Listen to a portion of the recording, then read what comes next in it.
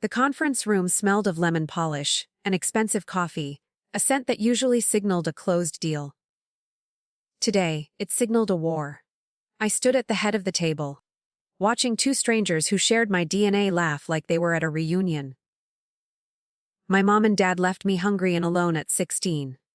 When my uncle died, they showed up for the inheritance and demanded millions. Confident. Entitled. Loud. Mom smiled and said, "Ah, we're family, right?" But the lawyer read the secret clause. Their smiles froze. Before the freeze, however, they were insufferable. My mother wore a navy dress that looked suspiciously new. Likely bought on credit, she expected the estate to cover by noon. She leaned back in the ergonomic leather chair, spinning slightly, treating the heart of my uncle's empire like a hotel lounge.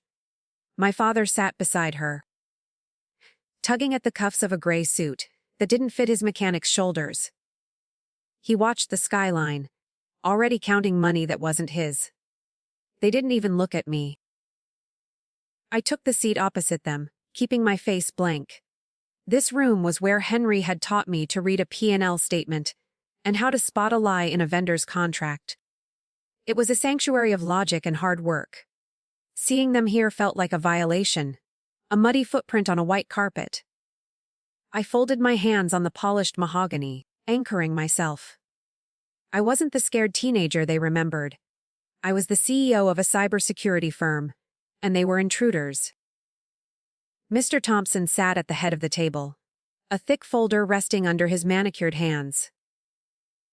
He was Henry's oldest friend and the only other person in the room who knew exactly how this game was rigged. He adjusted his wire-rimmed glasses, his eyes flicking briefly to me with a look of grim solidarity. He didn't offer my parents coffee or water. He simply opened the file, the sound of paper sliding against wood echoing loudly in the sudden silence. The air pressure dropped. My mother mistook his silence for ceremony. She leaned forward, her fake smile widening, trying to charm a man who billed $400 an hour to destroy hostile takeovers. "We don't want to be difficult," she chirped, her voice grating against the glass walls. "We know Henry would want us to handle the assets. We're his brother and sister, in-law, after all. We can take it from here?" She actually reached out as if to take the folder from his hands. Thompson pulled it back. "Mr. Harper left very specific instructions," Thompson said, his voice dry as dust. He didn't look at the papers, he looked right at my father. "He anticipated that you might arrive with certain expectations." My father frowned, sensing the shift, his eyes darting to me for the first time. He saw no fear, only a cold, patient waiting. Thompson cleared his throat, flipped to the final page with deliberate slowness, and the room went dead silent. The trap was finally set. The silence in the Chicago boardroom mirrored a Tuesday morning 12 years ago. That day, the silence wasn't professional, it was hollow. I remembered waking up in our rental house, shivering because the heat had run out again. Usually, the mornings were chaotic, filled with the noise of my mother's reality television, or my father cursing over lost lottery tickets. But that Tuesday, the air was thick and still. It felt heavy, like the house was holding its breath. I walked down the hallway, my socks sliding on the cold linoleum. The door to their bedroom stood slightly ajar, which was the first bad sign. My parents never made their bed, but that morning, the cheap comforter was pulled tight, smoothing over the lumps of the mattress. I pushed the door open. The room smelled of stale beer and desperation, but the underlying scent of my mother's vanilla perfume was gone. The dresser drawers hung open like gasping mouths. A panic started to drum a steady rhythm against my ribs. I checked the closet, hoping to find his work boots or her winter coat. The hangers were bare, wire skeletons jangling, where they had been stripped in a hurry. They had taken everything of value, leaving behind only the things that were broken or too heavy to carry.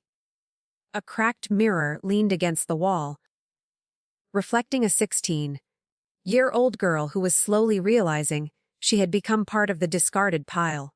I ran to the kitchen, the panic now a scream stuck in my throat. The refrigerator hummed loudly in the quiet house, its light illuminating a carton of sour milk and a few wilted vegetables. On the scratched laminate table, where we usually piled overdue bills, sat a single sheet of notebook paper. It was folded once, precise and sharp. My name was scrawled on the front in my mother's looping handwriting. I stared at it, afraid to touch the paper. I picked it up, my fingers trembling so hard the paper rattled. The note was short. Payton, we can't do this anymore. You are smart.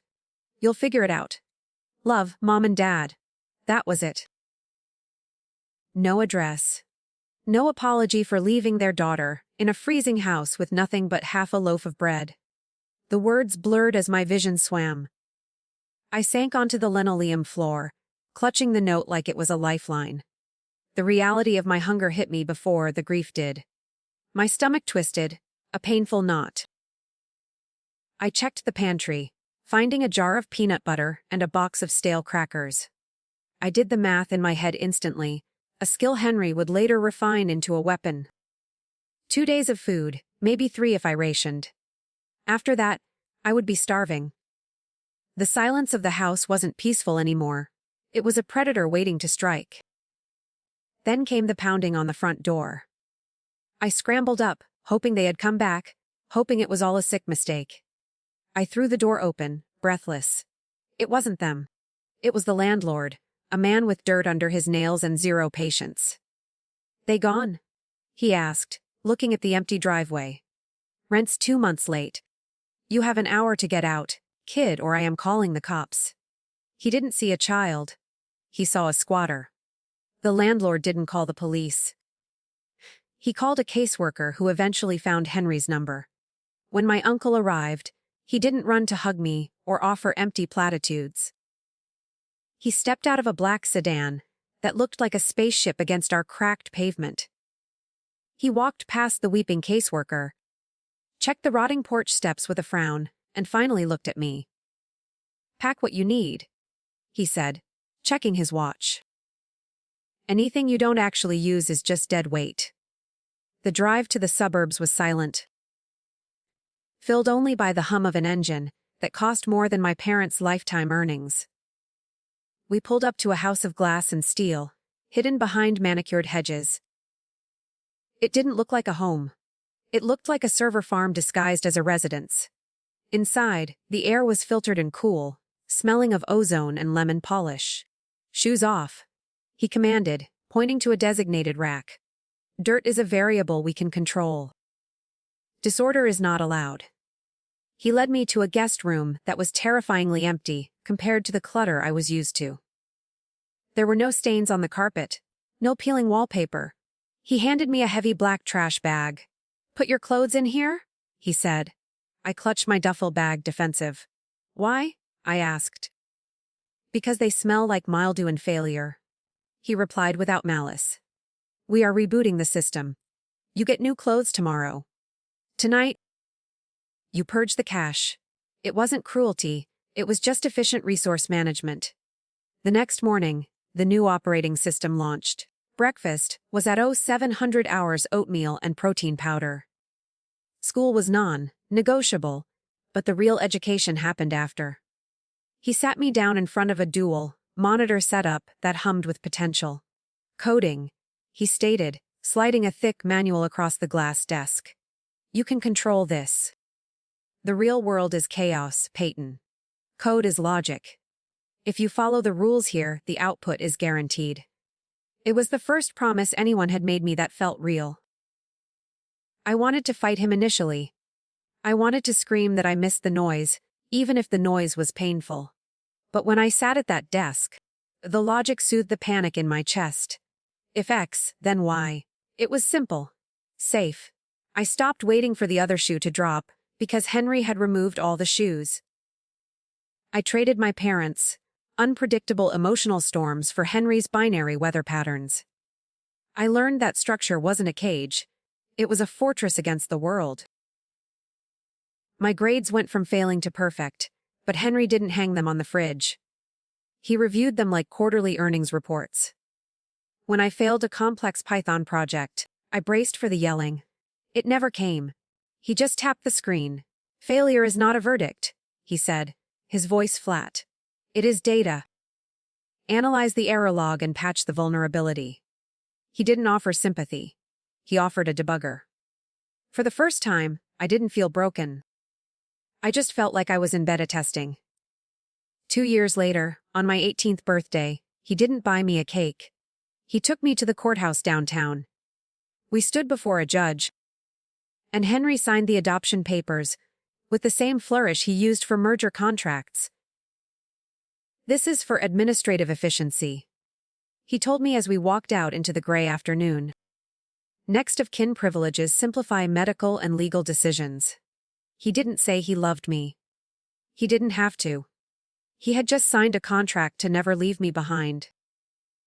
The acceptance letter from Stanford sat on the kitchen island like a threat. I had applied only because Henry insisted. Secretly hoping for a rejection so I could stay in Chicago. "It's too far," I argued, gripping my coffee mug until my knuckles turned white. Henry didn't look up from his tablet. "Distance is irrelevant. You need to upgrade your operating system, Payton. You can't run enterprise software on local hardware." He wasn't kicking me out, he was launching me. California felt like a fever dream of palm trees and unearned optimism. I graduated with honors, but I skipped the parties to study encryption protocols. While my classmates chased startups in the valley, I booked a one-way ticket back to the gray skies of Chicago. I walked into Henry's office the Monday after graduation, degree in hand. "I want a job," I said. He pointed to the door. "HR is on the second floor. Start as a junior analyst." My last name might have been Harper now.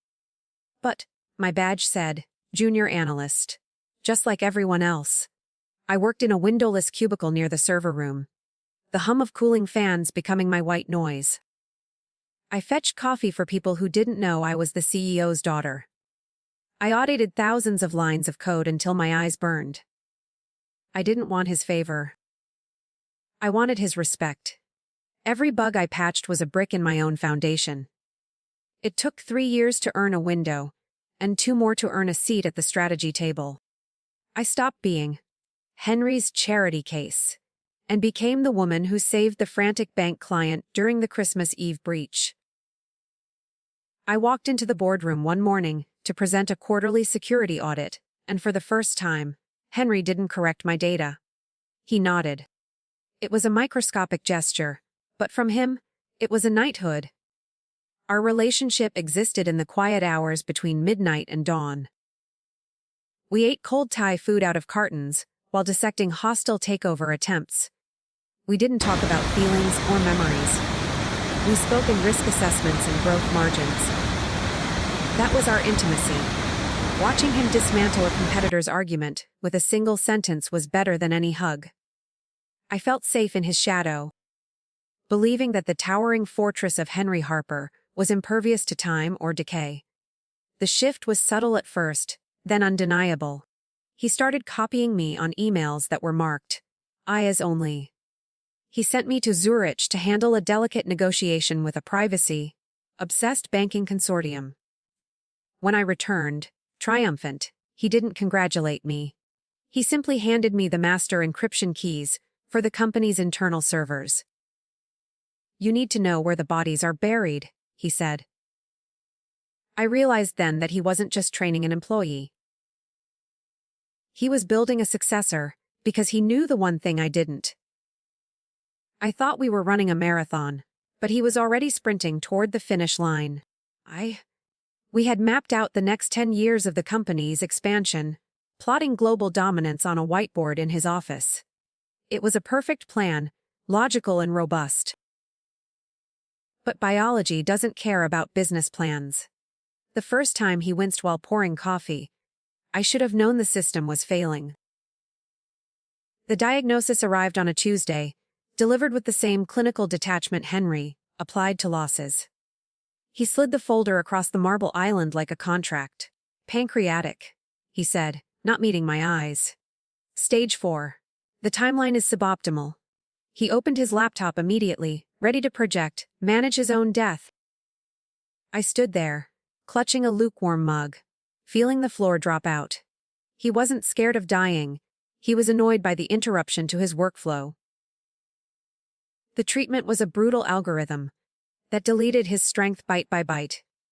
I became his firewall, filtering out investors who just wanted to know if the stock would tank. I drove him to the clinic, answering emails on my phone while he slept in the infusion chair. The man who had seemed like a monolith was shrinking inside his gray cashmere sweaters. I learned to read his vital signs with the same panic I used to read market trends. 4 months in, he summoned me to the master bedroom. It had transformed into a command center, with monitors glowing in the dim light. He pointed to a stack of documents on the nightstand. "Seen them," he whispered, his voice raspy and thin. "Power of attorney. CEO succession. It's all executed." I signed my name next to his trembling signature. He wasn't just handing me a company. He was transferring the crushing weight of his entire legacy. His body failed, but his mind remained a sharp blade. He refused pain medication during trading hours, insisting on staying lucid for the market open.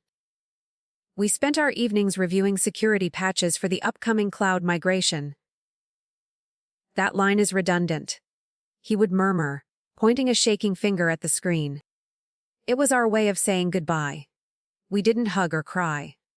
We optimized code until the very end, finding comfort in the binary certainty of logic. The end didn't happen in a hospital room. He hated hospitals. It happened on a rainy morning in his own bed.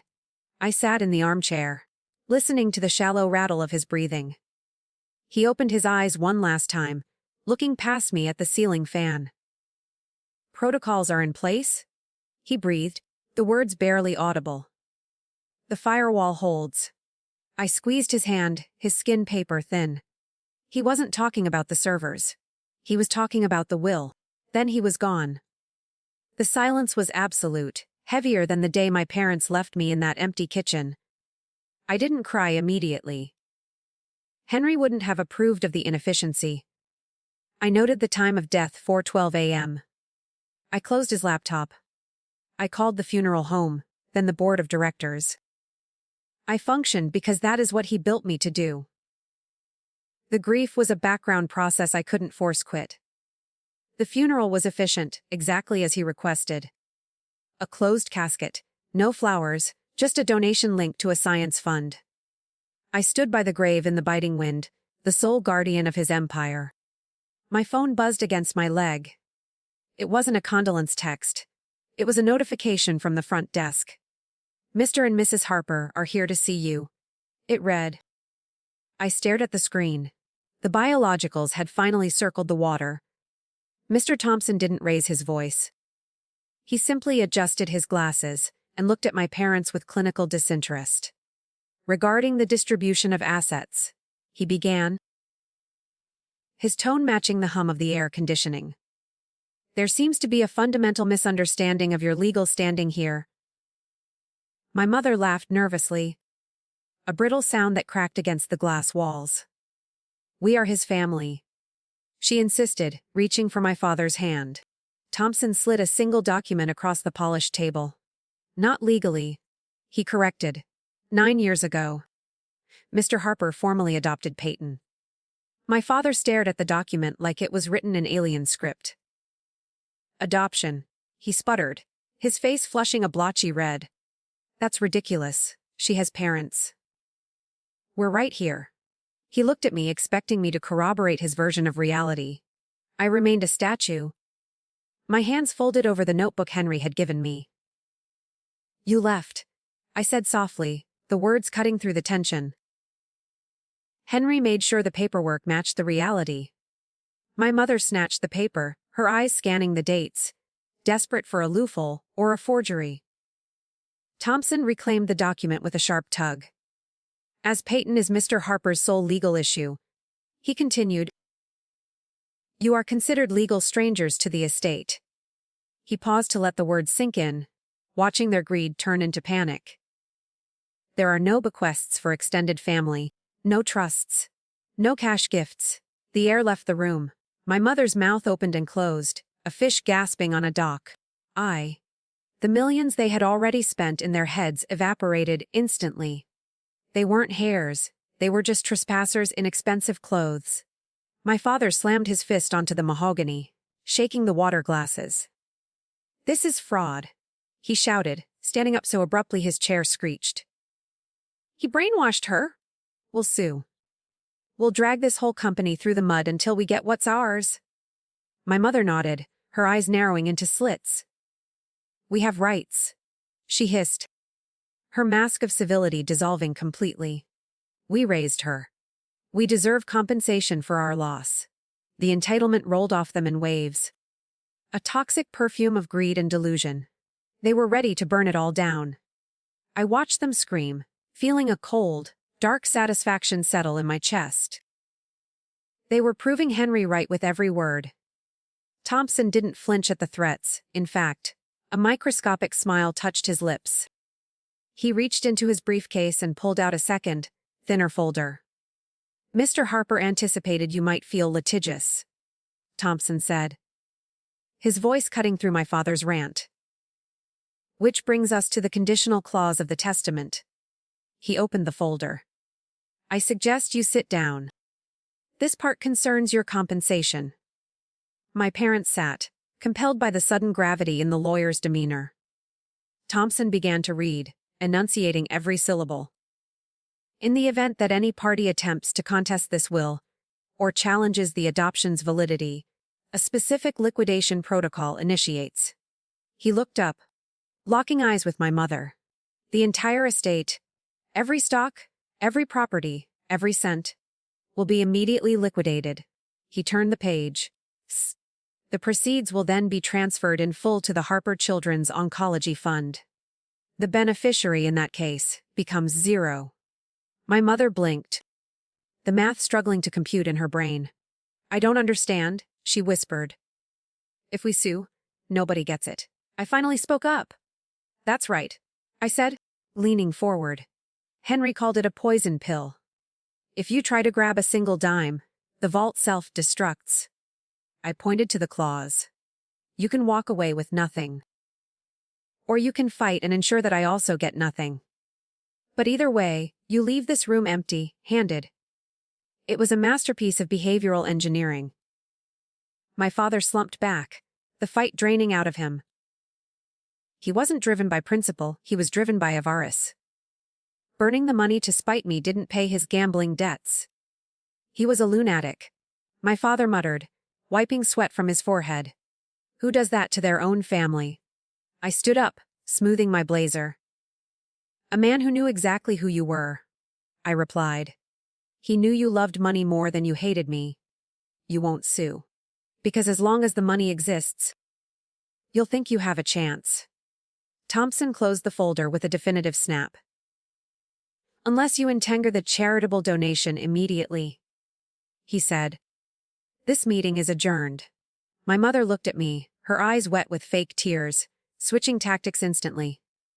"Payton," she pleaded, "we're broke. We just need a little help. We're your parents." The word tasted like ash. I looked at the woman who had left a note instead of a meal. "My parent is buried in Lakeview Cemetery," I said coldly. "You are just the people who broke the lease." Security escorted them out, their protests muffled by the heavy glass doors. When they were gone, the silence returned, but this time it felt clean. Thompson removed his glasses and rubbed the bridge of his nose. "Henry would have enjoyed that," he murmured. "He predicted the fraud accusation within 3 minutes." I looked at the empty chairs where my past had just tried to rob my future. "He predicted everything," I said, touching the leather folder. Henry had protected me from the grave, but I knew they wouldn't stop. They didn't disappear, they just changed frequencies. A week later, my phone buzzed with a text from a number I didn't recognize, but the tone was unmistakable. "Please, Payton. Just dinner. To explain our side." It was pathetic. But curiosity is a dangerous reflex. I agreed to meet them at a mid-range Italian place downtown, a neutral ground with plenty of witnesses. I told myself it was for closure, but maybe a part of me just wanted to see if they were capable of shame. I arrived 10 minutes early, securing a booth near the exit. They looked smaller in the dim restaurant lighting, stripped of the bravado they had worn in the boardroom. My mother picked at a breadstick, refusing to meet my eyes, while my father cleared his throat repeatedly. "We were emotional the other day," he started, his voice rough. "We're in a bad spot, kiddo. Medical bills. The house is underwater." He leaned in, lowering his voice. "We don't need millions. Just 200,000. To get square." It was insulting. They had negotiated their love down to a clearance sale price, hoping for a quick payout. I reached into my purse, but not for a checkbook. I pulled out a laminated photocopy of the note they had left on the kitchen table 12 years ago. I slid it across the checkered tablecloth. "You said I was smart," I reminded them, watching their faces pale as they recognized their own handwriting. "You said I would figure it out." Well, I did. I figured out that people who leave their child with rotten milk don't get a bailout. I stood up, leaving a 20 on the table. "Figure it out," I said. Walking away felt good, but it didn't stop the nagging feeling that a cornered animal bites harder. I buried myself in work for the next 3 days, monitoring the server migration from my home office. Henry's house was a fortress, sitting behind an iron gate that usually made me feel invincible.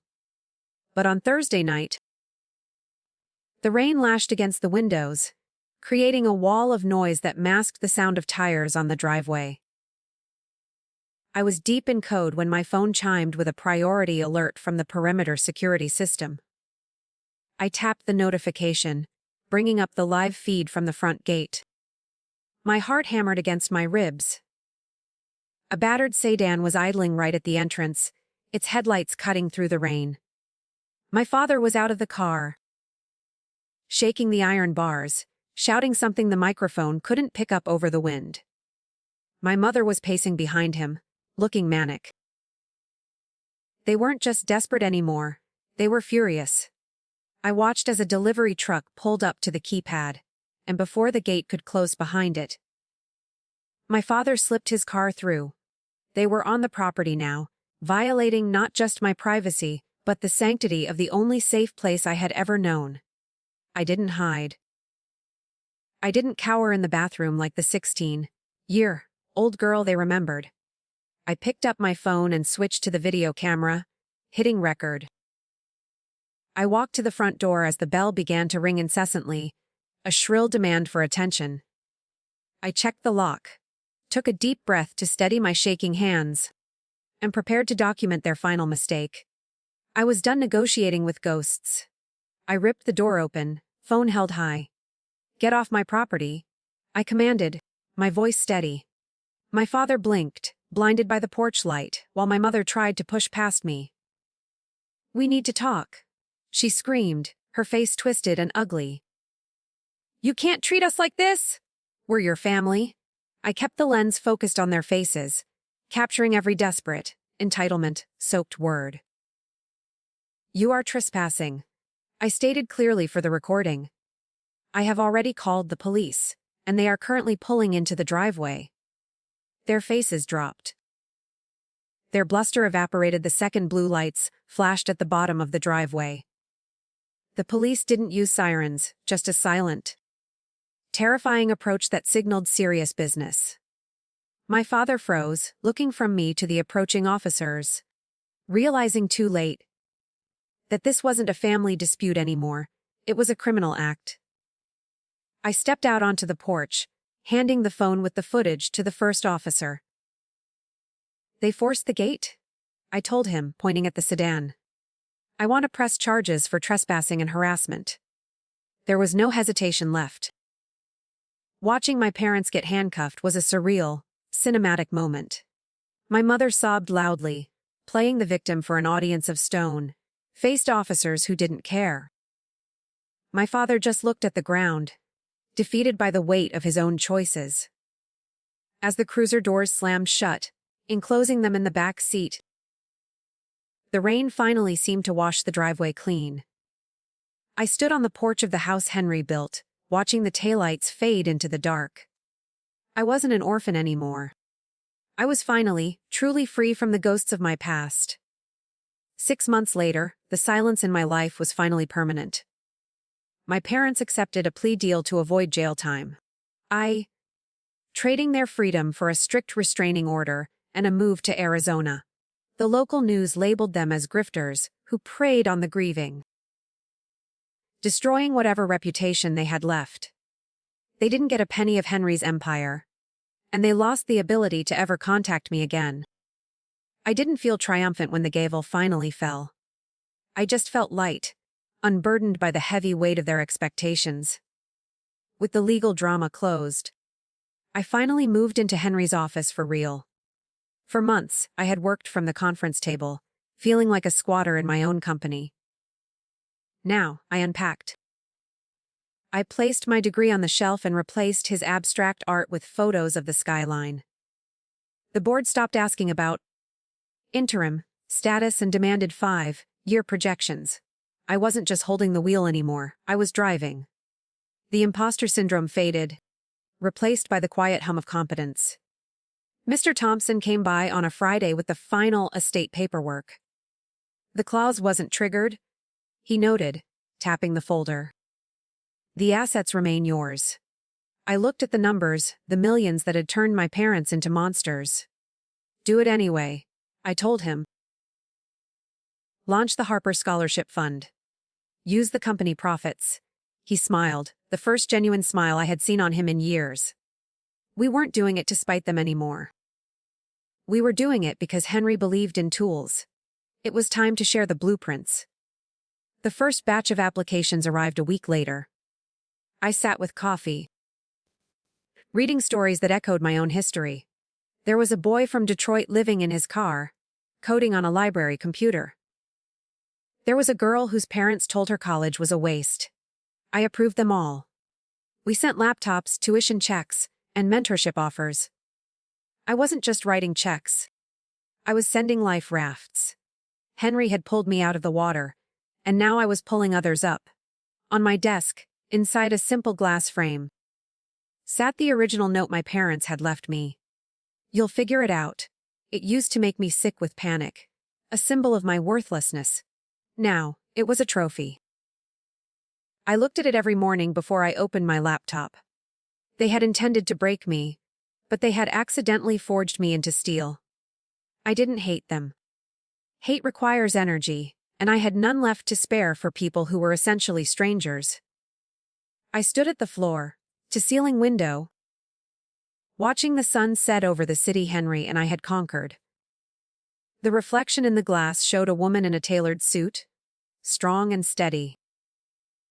I wasn't the scared teenager shivering in a rental house anymore. I wasn't the victim of their greed. I touched the cold glass, feeling the vibration of the city below. I am not the girl who was left behind. I am the woman who built the castle they can never enter.